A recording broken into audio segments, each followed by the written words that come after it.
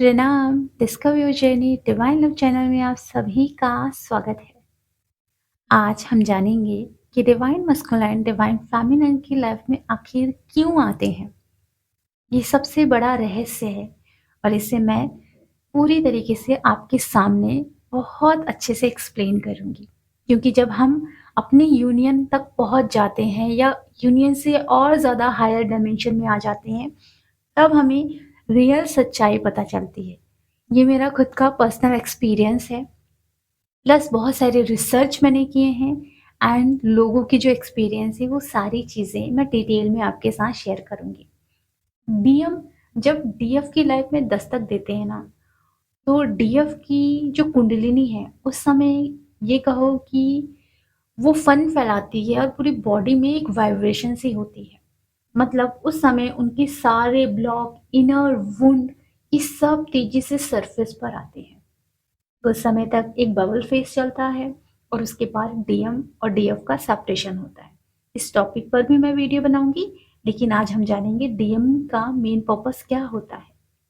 DM का main purpose होता है डीएफ को ये सिखाना कि वो अब अपनी आत्मा से ज़्यादा कनेक्ट हो। जो भी डिसीजन लेना है प्रैक्टिकली और इमोशनली बिल्कुल ना ले, सोच समझकर अपनी आत्मा से कनेक्ट होकर ही डिसीजन लेना शुरू करें, अपने आप को जानना शुरू करें। अर्थात स्पिरिचुअल ग्रोथ उनकी होनी शुरू हो। उनके अंदर बहुत सारी पावर्स है, वो सारी पावर्स एक्टिवेट होना शुरू हो। डीएम का पहला सोल पर्पस ये होता है। डीएम का दूसरा जो सोल पर्पस होता है वो डीएफ के अंदर के इनर वुंड, जो भी उनके अंदर डर रहता है, असुरक्षा रहती है, फैमिली से रिलेटेड बहुत सारे वुंड्स होते हैं, फैमिली ने बहुत ट्रिगर किया है, बहुत हर्ट किया है, ये सारा पेन वो हील कर सके, वो सारे वुंड्स को देखकर एक्सेप्ट करे और उसे हील करने पे फोकस करे। क्योंकि भगवान ने ना कुछ भी अननेसेसरी नहीं दिया है। अगर हम अपने ऊपर काम करते हैं, अपने आप को प्योर बनाते हैं, तो हम जिस वक़्त जहाँ हैं, फॉर एग्ज़ाम्पल अगर आप आज मैरिड हैं किसी और के साथ, या फिर आपकी फैमिली ऐसी है कि बहुत ज़्यादा आपको ट्रिगर करती है, बहुत ज़्यादा आपको हर्ट करती है, या फिर आप एक ऐसी जगह हैं जैसे आपका वर्क प्लेस जहाँ आप बहुत ज़्यादा डिस्टर्ब हैं, तो आप इन चीज़ों को अंडरस्टैंड कीजिए कि आप जितना प्योर होंगे ना, इन चीज़ों को उतना ही प्यार से एक्सेप्ट करेंगी और ये सब जो भी आपकी जर्नी में चल रहा है, पेन, हर्ट, ये सब आप हील कर लोगे ना, तो आपके लिए यही बेस्ट है। ये कहीं न कहीं आपके डीएम आपको रियलाइज़ेशन कराना शुरू करते हैं। क्योंकि हम जहाँ हैं, जिस वक़्त हैं, ये भी भगवान की मर्ज़ी से ही है। हमको बस अपने आप को इतना बेस्ट बनाना होता है कि हम हर चीज़ को जो देख रहे हैं ना, बहुत प्यार से देख पाएँ। क्योंकि अगर आज आप एक ऐसी जगह हैं, जहाँ आपके पास एसी है, अच्छा घर है, खाने के लिए 3 टाइम का खाना है, थोड़े-से इमोशनल ट्रिगर हो रहे हैं या फिर हर्ट हो रहे हैं आप, तो उसको हील करने के लिए कहा जाता है। तीसरा पर्पस होता है आप सभी के साथ जितने भी कर्मा बॉन्ड लेकर आए हैं, हील करें, रिलीज़ करें। क्योंकि आप कार्मिक लूप में फँसे हुए हैं। उस लूप से बाहर निकलें, सभी के साथ कर्मा क्लियर करें और हीलिंग करें, जिससे कि आपको हर जगह एक अच्छा फ़ील होना शुरू हो, एक अच्छी फ़ीलिंग आनी शुरू हो।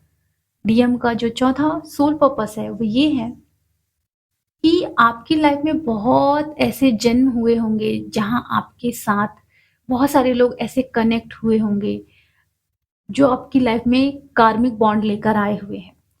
जैसे कि जो डीएफ होती है, उन्हें कोई भी बहुत अच्छे से प्यार से ट्रीट करता है, वो उनकी तरफ मोहित हो जाती है और बहुत सारे ऐसे लूप में फँस जाती है।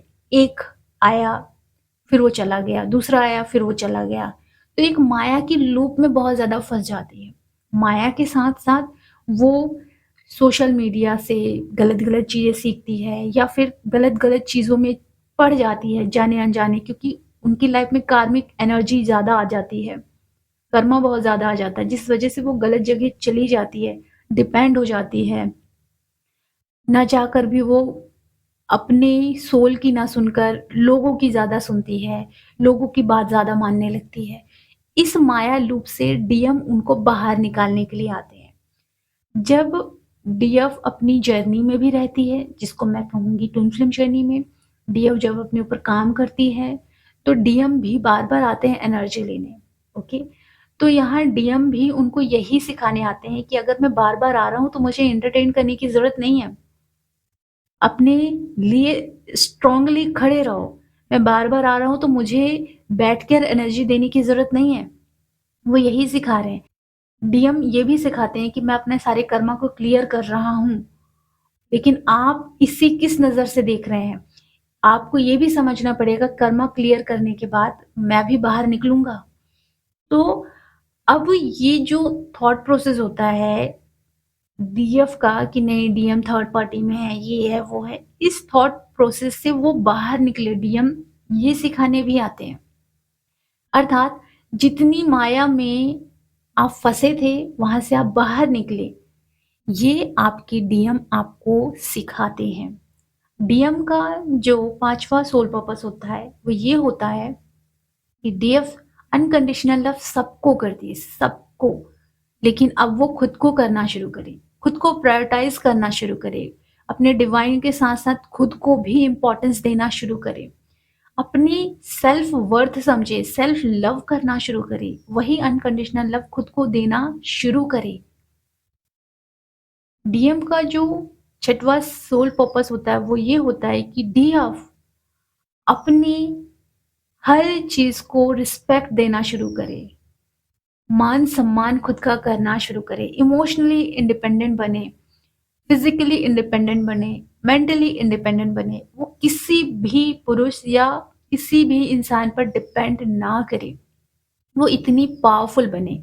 जैसे हमारे महादेव ने माता पार्वती को कहा था कि माता पार्वती रोते-रोते उनके पास आई और उन्होंने कहा कि महादेव आप मेरी रक्षा क्यों नहीं कर रहे हैं शत्रुओं से? तब महादेव ने कहा कि पार्वती, हर एक स्त्री अपना युद्ध स्वयं क्यों नहीं लड़ती? वो हमेशा संकट आने पर पुरुषों पे डिपेंड क्यों हो जाती है?